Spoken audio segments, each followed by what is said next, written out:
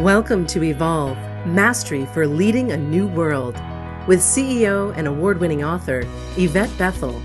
This podcast is dedicated to supporting leaders with a variety of solutions to build trust, inspire authentic change, and improve morale within your organization.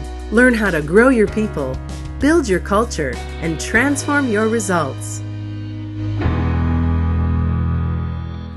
Welcome to Evolve, Mastery for Leading the New World.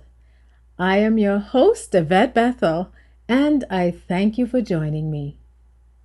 Many of us have heard change mantras such as, change we can believe in, or the only thing constant is change. But when change occurs, no matter the intention behind it, there are a minimum of 3 types of responses. Firstly, when a change is announced, there's a group of people who are deep within their comfort zone. They execute routines with very little effort because they are in the realm of the familiar. These comfortable employees may be good performers or they may be underperforming. Whatever the case, they can become a group of resistors if their routines, hierarchy, and status are threatened in any way. Then you have the employees who sit on the fence. They are undecided and want to find out what the majority thinks before they commit to a decision. They may listen to compelling arguments from various perspectives and not make up their minds immediately.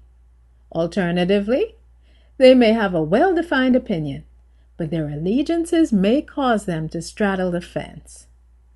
Early adopters buy into the vision of change immediately, and they are willing to work through the uncertainties of the process because they understand how the change will help them and everyone else.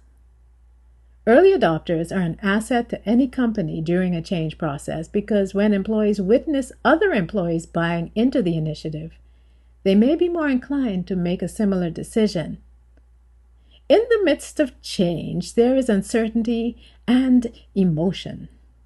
To improve your chances for early buy-in, there are a number of questions that need to be anticipated and addressed up front, like, will I have a job when this is all done? Will my status with the organization remain the same? How does this change impact my career plans? Do I possess the basic skills necessary for succeeding within the new working environment? These are all the kinds of questions that generate uncertainty, anxiety, and inevitably resistance if left unanswered. When change is initiated, leaders can sabotage the process in various ways. One way they do this is by providing insufficient information. Change cannot be effectively implemented if managers facilitate a single meeting where they make an announcement and leave everyone to their own devices. A second way you can sabotage a change process is through office politics. Office politics can interfere with change because persons who are power-struck tend to focus on their personal agendas and not the needs of the team.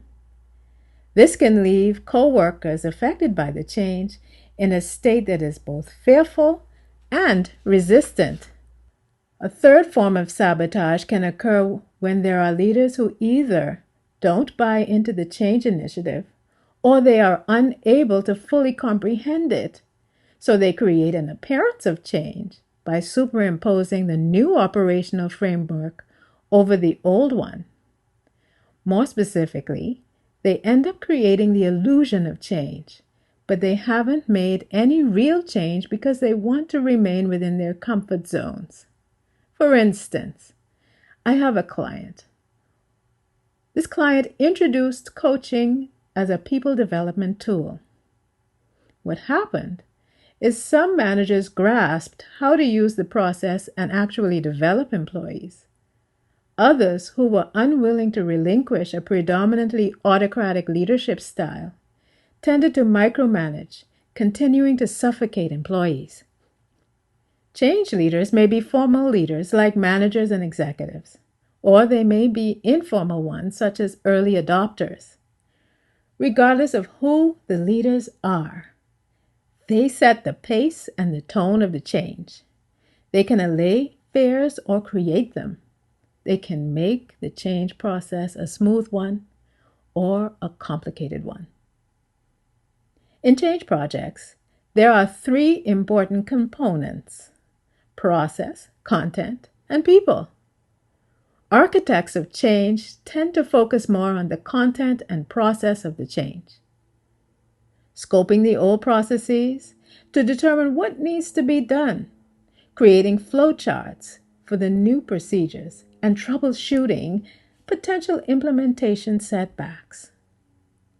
Change leaders sometimes discount the destabilizing effect of a new initiative and how it can affect the team, so they don't place the same amount of emphasis on the people side of change. The key to a healthy change process is the active facilitation of top-down, bottom-up, and lateral communication simultaneously. When these channels are open, employees who have to perform the new daily tasks can provide and receive immediate feedback. Feedback is critical because the change architects cannot possibly think of every eventuality if they are not intimately involved in the process on a daily basis. Once concerns with the change are revealed, change leaders should establish an investigative process that will provide an understanding of the root causes of the people, process, and content issues.